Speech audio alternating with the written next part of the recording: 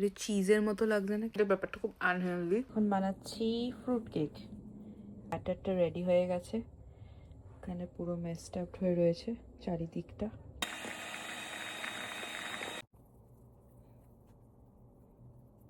আমার cake cake ফুলে ফেপে বাইরে চলে এসছে। আমার কাছে টুথপিক নেই, দেখি এটা হয়েছে কিনা। আমার কাছে টুথপিক কাটা চামচেটা দিয়েই দেখি হয়েছে কিনা। আমার কাছে নেই। হ্যাঁ, হয়ে গেছে, হয়ে গেছে। তখন আমি কেকটা বানালাম। এই যে এটা চিজের মতো লাগছে না? কেকটা দেখতে অনেকটা চিজ টাইপের লাগছে না? মানে শেপটা ঠিক টম অ্যান্ড জেরিতে সেই চিজগুলো দেখাতো না, সেই খেত টম অ্যান্ড জেরিতে রাখা থাকতো, ওই রকম লাগছে কেকটাকে আমার।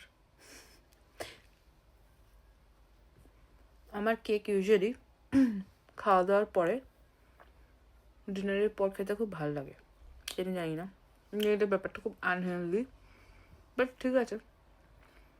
এখন ক্রিসমাস আসছে, এসব চলে এখন।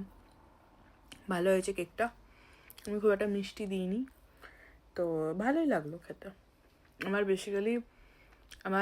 বেশিরভাগ মানে চকলেট কেক পছন্দ হয়, লাইক ব্রাউনি, মানে মানে এরকম ফ্রুট কেকের থেকে ব্রাউনি কাইন্ড অফ কেক বেশি পছন্দ হয়, বাট এটা খেতেও বেশ ভালো।